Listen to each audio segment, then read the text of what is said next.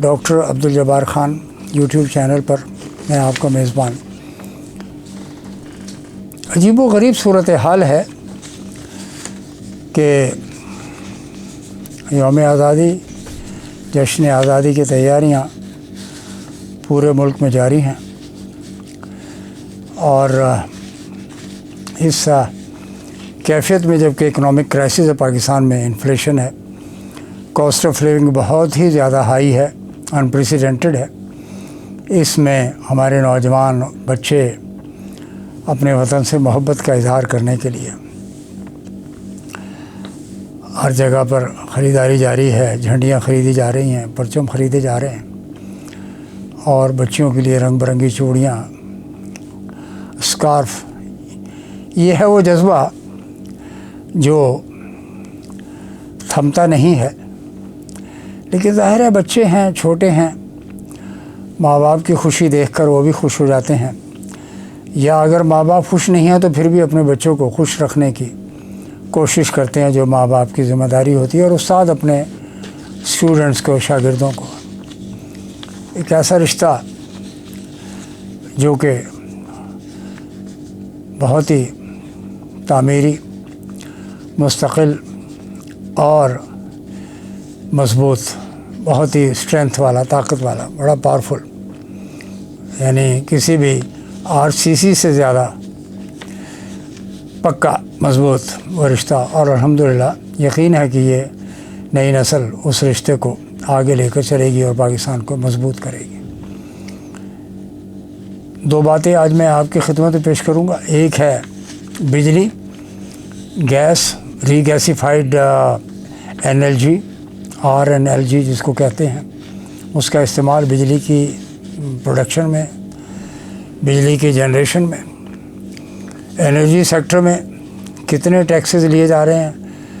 یہ مصدق ملک ہوں یا ویس لغاری ہوں یا وزیر اعظم خود ہوں، سوچنا چاہیے آخر کب تک کتنا ان کو چوسیں گے۔ جناب علی، مختصر بل کے لیے بھی 60 روپیہ فی یونٹ، بلکہ 66 روپیہ فی یونٹ آج گھریلو بجلی کے بل جاری ہوئے ہیں۔ کراچی الیکٹرک ہو یا سندھ میں کوئی بجلی کی ڈسٹریبیوشن یا جنریشن کمپنی ہو، یا لاہور ہو، اسلام آباد ہو، کتنا دیں گے لوگ؟ میں نے پہلے عرض کیا تھا کہ بچیوں کے کانوں کی بالیاں، بندے، گھر کے برتن بیچ کر بجلی کے بل دیے جا رہے ہیں، اور اب وقت آ گیا ہے کہ لوگ اب، یعنی کہیں ایسا نہ ہو کہ 14 اگست کے بعد وہ صورتحال پیدا ہو جائے کہ لوگ سڑکوں پر آ جائیں۔ یہ حکمران بالا کو، حکام بالا کو، حکومتوں کو، اس حکومت کو پوچھنا چاہیے کہ پارلیمنٹ تو ظاہر ایک ڈمی ہے، معذرت کے ساتھ، وہاں جو صورتحال پیدا ہو رہی ہے، دیکھی جا رہی ہے، آپ کے سامنے ہے۔ عدلیہ کبھی بہترین فیصلے دیتی ہے، کبھی بالکل ایسے فیصلے دے دیتی ہے جس کے بارے میں یعنی یقین ہی نہیں ہوتا کہ یہ پاکستان کی عدلیہ نے انصاف پر مبنی فیصلے دیے ہیں۔ اور جہاں پہ جسٹس نہیں ہوتا وہاں پہ مولا علی سرکار کا فرمان کہ جہاں پہ انصاف نہیں ہوگا وہ حکومت ختم ہو جائے گی۔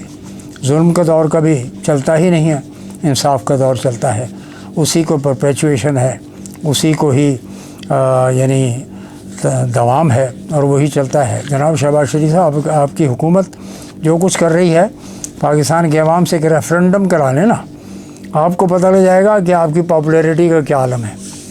یہ بجلی کا سبجیکٹ ہے جو میں آپ کی خدمت میں پیش کروں۔ IPPs کی کہانی اب گوہر اعجاز نے سب کے سامنے کھول کر رکھ دی ہے، اور پہلے وہ انٹرم گورنمنٹ کا حصہ تھے، خود شہباز شریف کے ساتھ تھے، انہیں اسی وقت ہی کیبنٹ سے باہر آ جانا چاہیے تھا کہ جناب یہ ظلم برداشت نہیں ہوگا۔ اتنے ہیوی ٹیکسز، اتنی ہیوی کاسٹ آف پروڈکشن دنیا بھر میں نہیں ہے۔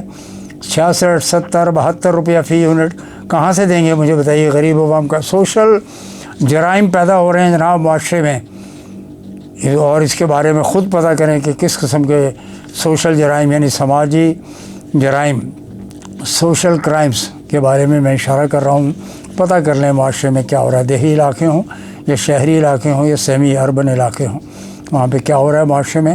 روٹی اور گھر کی ضروریات اور بجلی کا بل اور گھر کو روشن رکھنے کے لیے کیا کچھ ہو رہا ہے، یا پھر دیں آپ اپنی طرف سے ایکوٹی دیں، آپ ہر گھر کے لیے ایکوٹی اناؤنس کر دیں کہ کہ 1 لاکھ روپے کا سولر یونٹ اگر لگاتے ہیں تو 20% ایکوٹی گورنمنٹ آف پاکستان دے گی، اور یہ جو پیسے تقسیم کیے جا رہے ہیں خواہ مخواہ، یعنی کیش ٹرانسفرز ہو رہے ہیں، اس کو چھوڑیں۔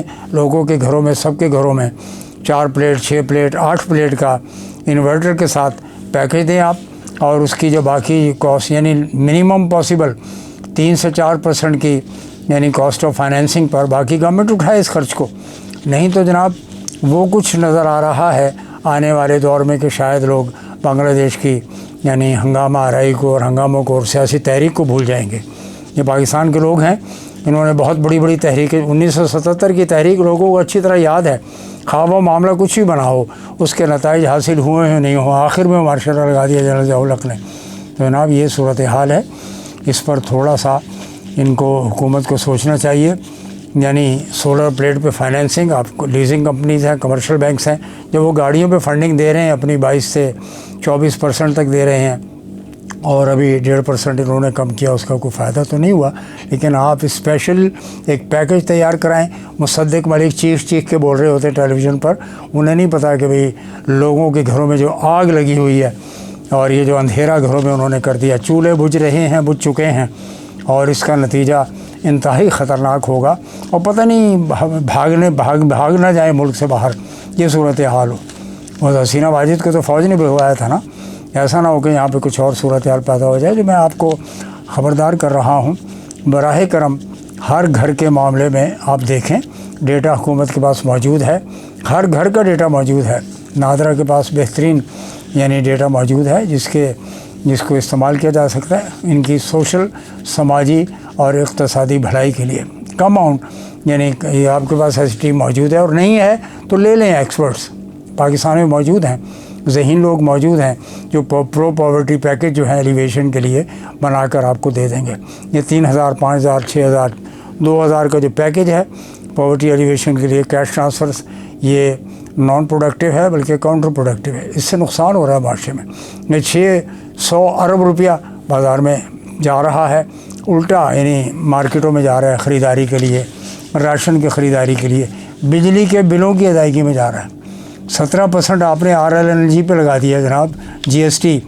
ادھر پیٹرولیم ڈیولپمنٹ لیوی PDL لگی ہوئی ہے، آپ مجھے بتائیے اس پر پیٹرولیم پروڈکٹ پہ، ڈیزل پر جو ٹیکس ہے وہ الگ ہے، بجلی پر ٹیکس الگ ہے۔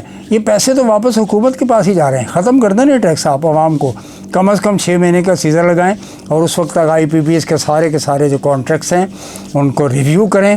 نہیں تو ایسا نہ ہو کہ عوام جو ہے اپنا فیصلہ ریویو کرنے پر نہ بیٹھ جائیں، خطرناک صورتحال ہوگی۔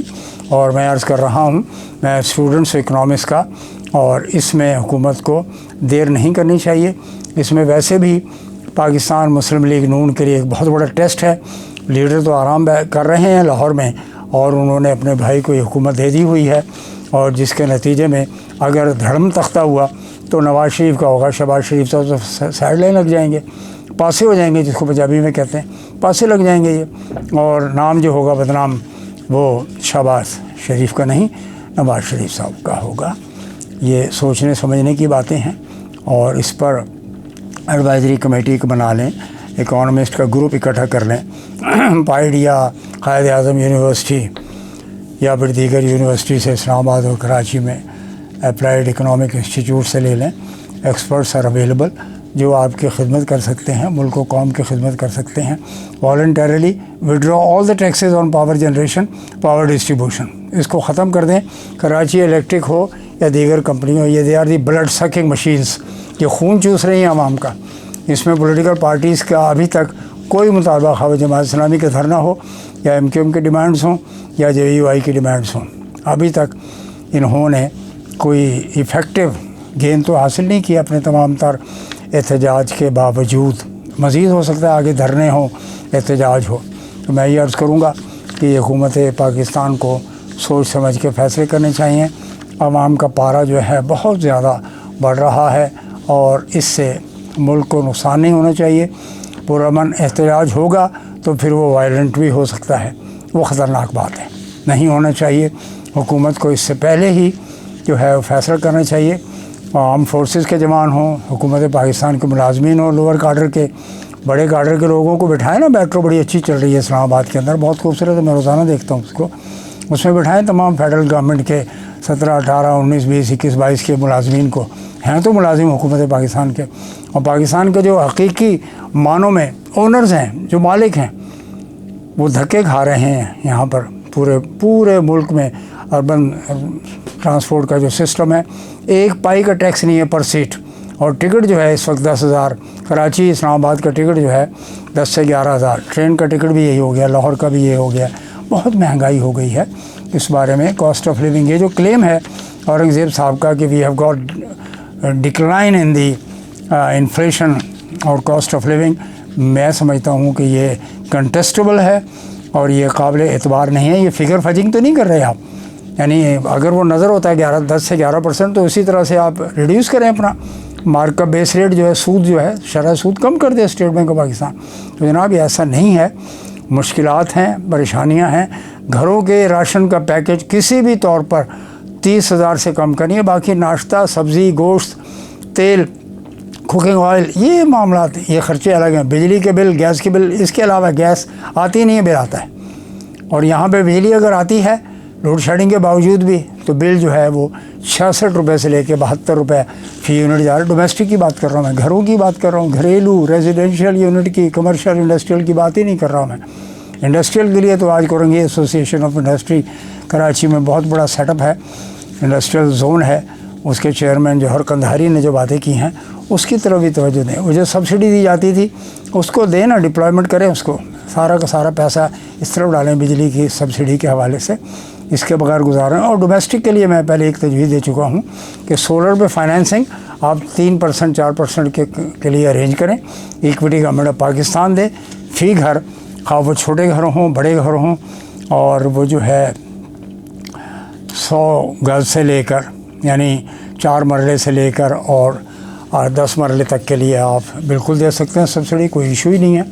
اور فائنینشیل انسٹیٹیوشن نے اس کو ریگولیٹ کرنا ہے، equity government of Pakistan they.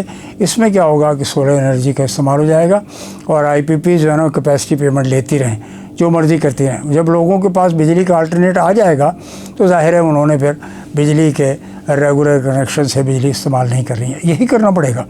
12 volt کے پنکھوں کے لیے ایک رش لگا ہوا ہے مارکیٹ میں، لوگوں کے پاس پیسے نہیں ہیں، 4-5 ہزار روپے کے پنکھے ہیں، اور پھر یعنی ڈومیسٹک بجٹ پہ سے اس کی الوکیشن کرنا بہت ہی مشکل ہو گیا ہے۔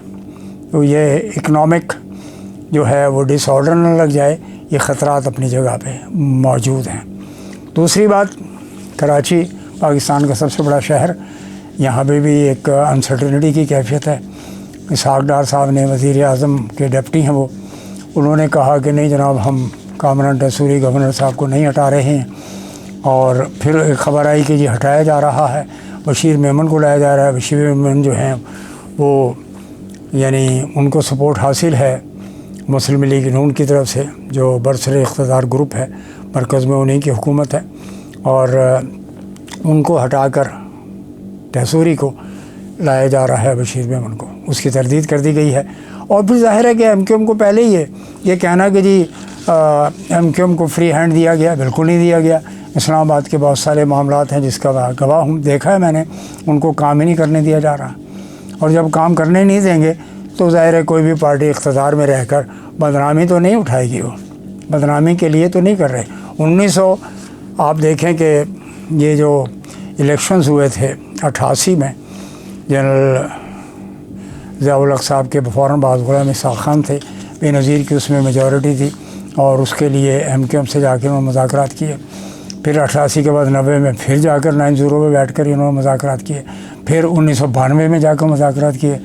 تو ہر دفعہ وہ بلاتے ہیں urban party M Q M کو، اور مذاکرات میں بٹھاتے ہیں، حکومت کو لالی پاپ دیتے ہیں، اور کسی بھی قسم کا آپ جابس کے لیے لے لیجئے، کوٹے کا ایشو لے لیجئے۔ میں جیسے پہلے کہہ رہا ہوں کہ یہ ایشو صدر پاکستان بلوچستان کا ایشو ہو، کراچی میں کوٹے کا ایشو ہو، صدر Pakistan Asif Ali Zardari is in best position to get the issue address properly, وہ ریزالو کر سکتے ہیں اس کو۔ ان کی بہت بڑی پارٹی ہے، سندھ میں ان کی حکومت ہے، اور ظاہر ہے ہارمنی ہے، کسی نے کہیں نہیں جانا، سب نے مل جل کر رہنا ہے، سب کے لیے ایک دوسرے کے لیے جو ہے وہ دل کھلے ہونے چاہیے، کشادہ اور جو کام زبردستی اور لیگل ہم طریقے سے کرتے ہیں اس سے بہتر ہے کہ آسان اور میوچل انڈرسٹینڈنگ کے ساتھ کیے جائیں. تو یہ دھرتی تو آخر اپنی ہے نا.